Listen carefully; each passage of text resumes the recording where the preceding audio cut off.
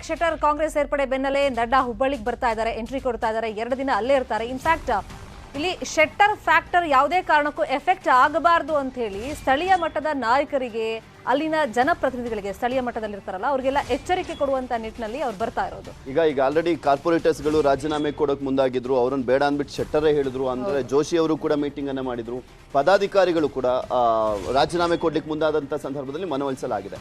ಅಂದ್ರೆ ಇಲ್ಲಿ JP ನಡ್ಡಾ ಅವರು ಬರ್ತಾ ಇರುವಂತದ್ದು, ಹಾಗೆ ಬಿಜೆಪಿ ನಾಯಕರು ಅಲ್ಲಿ ಹೋಗ್ತಾ ಇರುವಂತದ್ದು ಏನಂದ್ರೆ ಎಫೆಕ್ಟ್ ಆದ್ರೆ ಬೇಕಿದ್ರೆ ಹುಬ್ಬಳ್ಳಿ ಧಾರವಾಡ ಸೆಂಟ್ರಲ್ ಕ್ಷೇತ್ರದಲ್ಲಿ ಮಾತ್ರ ಆಗ್ಲಿ, ಆ ಅಕ್ಕಪಕ್ಕದ ಕ್ಷೇತ್ರಗಳಲ್ಲಿ ಆಗೋದು ಬೇಡ ಅನ್ನುವಂತ ಮುನ್ನೆಚ್ಚರಿಕೆ ಹೆಜ್ಜೆಗಳನ್ನ ಇಡ್ತಾ ಇದ್ದಾರೆ ಇವರು.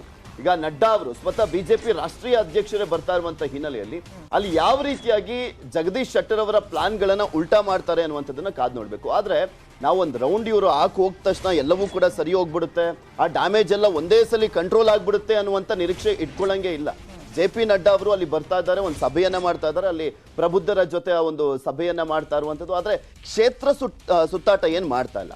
ಸೊ ಇದು ಯಾವ ರೀತಿಯ ಪ್ಲಸ್ ಮೈನಸ್ ಅನ್ನುವಂಥದ್ದನ್ನ ನಂತರದ ದಿನಗಳಲ್ಲಿ ಜಗದೀಶ್ ಶೆಟ್ಟರ್ ಫ್ಯಾಕ್ಟರ್ ನಾವು ನೋಡ್ತಾ ಹೋಗೋದಾದ್ರೆ, ಈಗ ಲಿಂಗಾಯತ ನಾಯಕ ಯಡಿಯೂರಪ್ಪ ನಂತರ ನಾನೇ ಸೀನಿಯರ್ ಇದ್ದೆ, ನನಗೆ ಅನ್ಯಾಯ ಆಯಿತು ಅಂತ ಅವ್ರು ಪದೇ ಪದೇ ಮಾಧ್ಯಮಗಳ ಮುಂದೆ ಹೇಳಿಕೆ ಕೊಡ್ತಾ ಇದ್ದಾರೆ.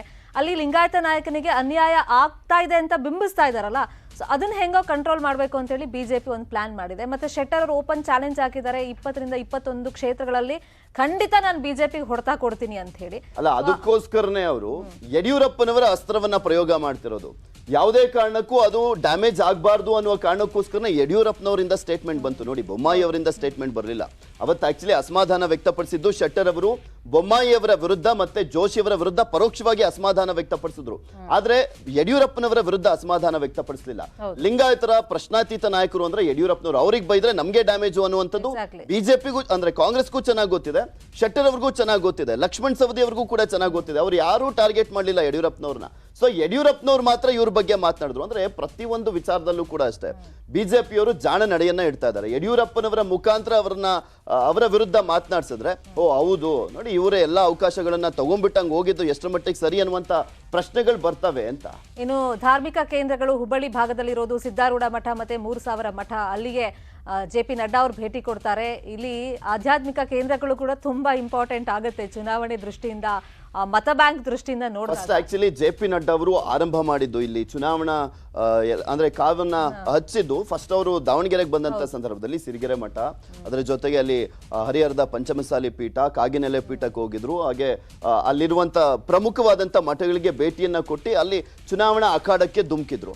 ಈ ಬಾರಿನೂ ಕೂಡ ಅಷ್ಟೇ ಹುಬ್ಬಳ್ಳಿಗೆ ಹೋದಂತ ಸಂದರ್ಭದಲ್ಲಿ ಅಲ್ಲಿನ ಪ್ರಮುಖ ಲಿಂಗಾಯತ ಮಠಗಳಿಗೆ ಭೇಟಿಯನ್ನ ಕೊಡುವ ಮುಖಾಂತರ ನಾವು ಲಿಂಗಾಯತರ ಪರವಾಗೇ ಇದ್ದೇವೆ, ಲಿಂಗಾಯತರ ಬೆಂಬಲವಾಗೇ ಇದ್ದೇವೆ, ನಾವು ಎಲ್ಲೂ ಕೂಡ ಅನ್ಯಾಯ ಮಾಡಿಲ್ಲ, ಜಗದೀಶ್ ಶೆಟ್ಟರ್ ಅವರು ಮಾಡ್ತಾ ಇರುವಂತ ಆರೋಪಗಳೆಲ್ಲವೂ ಕೂಡ ಸುಳ್ಳು ಅನ್ನುವ ರೀತಿಯಾದಂತ ಒಂದು ಮೆಸೇಜ್ ಅನ್ನ ಪಾಸ್ ಮಾಡ್ಲಿಕ್ಕೆ ಮುಂದಾಗ್ತಿದ್ದಾರೆ. ಇನ್ನು ಚುನಾವಣೆ ಅಖಾಡಕ್ಕೆ ಶತಕೋಟಿ ವೀರರು ಧುಮುಕಿದ್ದಾರೆ. ಇನ್ಫ್ಯಾಕ್ಟ್ ಅಫಿಡವಿಟ್ ಸಲ್ಲಿಕೆ ಮಾಡಿದಾರಲ್ಲ ನಾಮಿನೇಷನ್ ಫೈಲ್ ಮಾಡಿದಾಗ, ಅಲ್ಲಿ ಬರೀ ಕೋಟಿನೇ ಕಾಣಿಸ್ತಾ ಇತ್ತು. ಜನರು ಕೂಡ ಅಚ್ಚರಿಯಿಂದ ನೋಡ್ತಾ ಇದ್ರು, ಎಸ್ಪೆಷಲಿ ಪ್ರಮುಖ ನಾಯಕರು ಅಂತ ಗುರುತಿಸ್ಕೊಂಡಿರ್ತಾರಲ್ಲ ರಾಜ್ಯದಲ್ಲಿ ಎಲ್ಲಾ ಪಕ್ಷದವರು. ಸೊ ಅವ್ರ ಅಫಿಡವಿಟ್ ನಲ್ಲಿ ಎಷ್ಟು ಕೋಟಿ ಆಸ್ತಿ ಹಾಗಾದ್ರೆ ಘೋಷಣೆ ಮಾಡ್ಕೊಂಡಿದ್ದಾರೆ. ನಿನ್ನೆ ಒಂದೇ ದಿನ ಬರೋಬ್ಬರಿ 842 ಮಂದಿ ನಾಮಿನೇಷನ್ ಫೈಲ್ ಮಾಡಿದ್ದಾರೆ. ಅಲ್ಲಿಗೆ ಕರ್ನಾಟಕದ ರಾಜಕಾರಣಿಗಳ ಶ್ರೀಮಂತಿಕೆ ಎಷ್ಟಿದೆ ಅಂತ ಹೇಳಿ ಅನಾವರಣ ಆಗಿದೆ. MTB ನಾಗರಾಜ್ ಅವರು ಈ ಹಿಂದೆಯಿಂದಲೂ ಕೂಡ ಅವರೇ ನಂಬರ್ 1 ಇರ್ತಾ ಇದ್ರು. MTB ನಾಗರಾಜ್ ಇಡೀ ರಾಜ್ಯದ ಅತಿ ಶ್ರೀಮಂತ ಅಭ್ಯರ್ಥಿ ಅಂತ ಗುರುತಿಸಿಕೊಂಡಿದ್ದಾರೆ. ಅದರ ನಂತರ DK ಶಿವಕುಮಾರ್ ಅವರಿದ್ದಾರೆ. ಅದರ ಜೊತೆಗೆ ಸಾಕಷ್ಟು ಕುತೂಹಲ ಇದ್ದಿದ್ದು ಅಂದ್ರೆ ವಿಜೇಂದ್ರ ಅವರ ವಿಚಾರ. ಯುವ ನಾಯಕ, ಆಮೇಲೆ ಫಸ್ಟ್ ಟೈಮ್ ಬೇರೆ ಎಲೆಕ್ಷನ್ ಫೇಸ್ ಮಾಡ್ತಾ ಇರುವಂತ ಹಿನ್ನೆಲೆಯಲ್ಲಿ ಇವ್ರು ಎಷ್ಟು ಕೋಟಿ ಅನೌನ್ಸ್ ಮಾಡ್ಬೋದು ಅಂದ್ರೆ, ಕೋಟಿ ಅಂತೂ ಅನೌನ್ಸ್ ಆಗೋದು ಗ್ಯಾರಂಟಿ ಇತ್ತು, ಬಟ್ ಎಷ್ಟು ಕೋಟಿ ಅನ್ನುವಂತ ಕುತೂಹಲ ಇತ್ತು. BY ವಿಜೇಂದ್ರ ಕೂಡ ಶತಕೋಟಿ ವೀರ. ಇನ್ನ ನಿಖಿಲ್ ಕುಮಾರಸ್ವಾಮಿ ಅವರು ಕೂಡ ಅಷ್ಟೇ ಶತಕೋಟಿ ವೀರರು. ಅಂದ್ರೆ ಇಬ್ಬರು ಮಾಜಿ ಮುಖ್ಯಮಂತ್ರಿ, ಒಬ್ರು ಮಾಜಿ ಪ್ರಧಾನಿಯ ಮೊಮ್ಮಗ, ಮಾಜಿ ಮುಖ್ಯಮಂತ್ರಿಯ ಮಗ, ಇನ್ನೊಬ್ರು ಮಾಜಿ ಮುಖ್ಯಮಂತ್ರಿಯ ಮಗ. ಇನ್ನ ಜನಾರ್ದನ್ ರೆಡ್ಡಿ ಪತ್ನಿ ಆಸ್ತಿ ಕೂಡ ಅಷ್ಟೇ ಸುಮಾರು 200 ಕೋಟಿಗೂ ಹೆಚ್ಚಿದೆ. ಅದರ ಜೊತೆಗೆ ಸಾಕಷ್ಟು ಜನ ಇದ್ದಾರೆ, 300 ಕೋಟಿ, 400 ಕೋಟಿ, ಎನ್ ಎ ಹ್ಯಾರಿಸ್ 400 ಕೋಟಿಯನ್ನ ಹೊಂದಿರುವಂಥದ್ದು. ಅದನ್ನ ಹೇಳ್ತಾ ಹೋಗ್ತೀವಿ ಯಾರ್ಯಾರು ಎಷ್ಟೆಷ್ಟು ಕೋಟಿಯನ್ನ ಘೋಷಣೆ ಮಾಡ್ಕೊಂಡಿದ್ದಾರೆ ಅಂತ. MTB ನಾಗರಾಜ್ ಬಿಜೆಪಿ ಅಭ್ಯರ್ಥಿ ಅವರು 1609 ಕೋಟಿ ಘೋಷಣೆ ಮಾಡ್ಕೊಂಡಿದ್ದಾರೆ. KPCC ಅಧ್ಯಕ್ಷರಾಗಿರುವಂತ DK ಶಿವಕುಮಾರ್ ಅವರು 1415 ಕೋಟಿಯನ್ನ ಘೋಷಣೆ ಮಾಡ್ಕೊಂಡಿದ್ದಾರೆ. ಇನ್ನು ಎನ್ ಎ ಹ್ಯಾರಿಸ್ ಶಾಂತಿನಗರದ ಶಾಸಕರು ಕಾಂಗ್ರೆಸ್ ಪಕ್ಷದಿಂದ ನಾಮಿನೇಷನ್ ಫೈಲ್ ಮಾಡಿದಾರಲ್ಲ, 438 ಕೋಟಿ ತನ್ನ ಹತ್ರ ಆಸ್ತಿ ಇದೆ ಅಂತ ಅವರು ಅಫಿಡವಿಟ್ ನಲ್ಲಿ ಹೇಳ್ಕೊಂಡಿದ್ದಾರೆ. ಇನ್ನು ಆರ್ ಶಂಕರ್ ಪಕ್ಷೇತರ ಅಭ್ಯರ್ಥಿಯಾಗಿ ನಾಮಿನೇಷನ್ ಫೈಲ್ ಮಾಡಿದ್ದಾರೆ. ರಾಣೆಬೆನ್ನೂರಲ್ಲಿ 276 ಕೋಟಿ ತನ್ನ ಹತ್ರ ಇದೆ ಅಂತ ಹೇಳಿ ಅಫಿಡವಿಟ್ ಅನ್ನ ಸಲ್ಲಿಕೆ ಮಾಡಿದ್ದಾರೆ. ಇನ್ನ ಜನಾರ್ದನ್ ರೆಡ್ಡಿ ಅವರ ಪತ್ನಿ ಲಕ್ಷ್ಮಿ ಅರುಣ ಅವರು ಕಲ್ಯಾಣ ರಾಜ್ಯ ಪ್ರಗತಿ ಪಕ್ಷದ ಅಭ್ಯರ್ಥಿ ಅವರು 200 ಕೋಟಿ ಆಸ್ತಿ ಘೋಷಣೆ ಮಾಡಿಕೊಂಡಿದ್ದಾರೆ. ಇನ್ನ ಬೊಮ್ಮನಹಳ್ಳಿ ಶಾಸಕ ಸತೀಶ್ ರೆಡ್ಡಿ ಅವರು 151 ಕೋಟಿ ಹಣವನ್ನ ಘೋಷಣೆ ಮಾಡಿಕೊಂಡಿದ್ದಾರೆ. ಇನ್ನು ಕಾಂಗ್ರೆಸ್ನ ಎಂಬಿ ಪಾಟೀಲ್ ಅವರು 141 ಕೋಟಿ ಒಡೆಯ ಅಂತ ಹೇಳ್ಕೊಂಡಿದ್ದಾರೆ. ಸಂತೋಷ್ ಲಾಡ್ ಲಾರ್ಡ್ ಬ್ರದರ್ಸ್ ಅವ್ರ ಹತ್ರನೂ ತುಂಬಾ ದುಡ್ಡಿದೆ ಅಂತ ಒಂದಿಷ್ಟು ಜನ ಮಾತಾಡ್ಕೊಳ್ತಾರಲ್ಲ, ಚರ್ಚೆಗಳು ನಡೀತಾ ಇತ್ತು. ಅವ್ರ ಅಫಿಡವಿಟ್ ಪ್ರಕಾರ 129 ಕೋಟಿ ಒಡೆಯ. ಇನ್ನ BY ವಿಜೇಂದ್ರ ಯಡಿಯೂರಪ್ಪನವರ ಪುತ್ರ, ಇವರ ಆಸ್ತಿ 126 ಕೋಟಿ. ಶತಕೋಟಿ ವೀರ BY ವಿಜೇಂದ್ರ ಕೂಡ. ಇನ್ನ ಪೂರ್ಣಿಮಾ ಶ್ರೀನಿವಾಸ್ ಅವರು ಬಿಜೆಪಿಯ ಕ್ಯಾಂಡಿಡೇಟ್, ಹಾಲಿ ಶಾಸಕಿ, ಹಿರಿಯೂರು ಶಾಸಕಿ, 108 ಕೋಟಿ ಘೋಷಣೆಯನ್ನ ಮಾಡಿಕೊಂಡಿದ್ದಾರೆ.